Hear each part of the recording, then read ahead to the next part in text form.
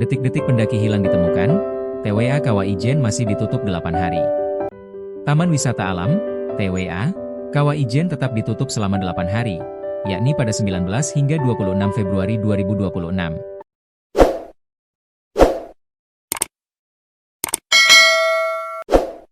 Penutupan jalur pendakian tetap berlaku meski pendaki yang sebelumnya dilaporkan hilang, Muhammad Zikri Maulana, 16, telah ditemukan dengan kondisi selamat pada pencarian hari kedua, Kamis, 19 Februari 2026. Balai Besar Konservasi Sumber Daya Alam, BBKSDA.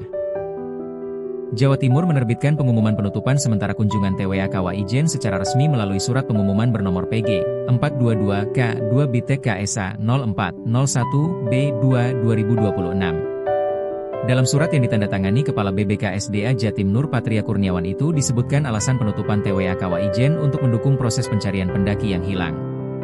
Surat tersebut dikeluarkan sebelum Zikri ditemukan oleh tim SAR gabungan dalam kondisi selamat. Bukan hanya pendakian sebagai sarana wisata, penutupan juga dilakukan untuk kegiatan lain seperti penelitian dan pendakian. Kepala Seksi V BBKSDA Banyuwangi Dwi P. Sugiarto menjelaskan, meski pendaki yang sebelumnya hilang telah ditemukan, penutupan TWA Kawah Ijen masih tetap berlaku. Penutupan masih berlaku karena untuk evaluasi dan perbaikan ke depannya, kata Dwi, Jumat, 20 Februari 2026. Pihak BBKSDA, lanjut Dwi, masih mengumpulkan data dan informasi secara lengkap terkait kejadian pendaki hilang. Hasil data dan informasi akan dikumpulkan untuk dianalisis oleh pengelola dan pihak terkait lainnya. Hasilnya nanti akan kami diskusikan untuk menentukan langkah ke depan seperti apa, agar kejadian yang sama bisa diminimalisir, lanjut Dwi.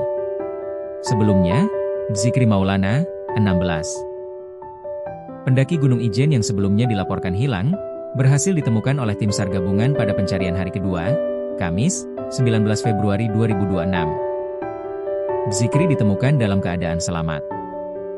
Kepala Kantor Pencarian dan Pertolongan Banyuwangi, Imade Oka Astawa, mengatakan, Zikri ditemukan sekitar pukul 16.16 waktu Indonesia Barat. Remaja asal Desa Taman Sari, Kecamatan Licin itu ditemukan di area tebing dengan radial 6,7 derajat, berjarak 890 meter dari tempat ia dilaporkan hilang. Setelah menemukan keberadaan Zikri, tim SAR gabungan langsung evakuasinya dengan cara vertical rescue.